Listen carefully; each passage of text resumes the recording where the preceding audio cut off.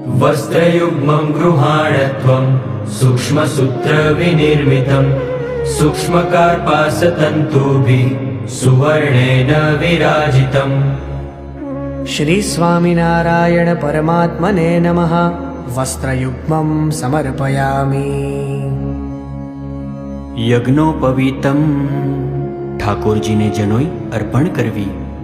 यज्ञोपवीतं परमं पवित्रं प्रजापतेय सहजं पुरस्तात् आयुष्यमग्र्यं प्रतिमुञ्च शुभ्रं यज्ञोपवीतं बलमास्तु तेज। नवभिस्तन्तुभिर्युक्तं त्रिगुणं देवतामयम् उपवीतं मया दत्तं गृहाण परमेश्वर। श्री स्वामिनारायण परमात्मने नमः। यज्ञ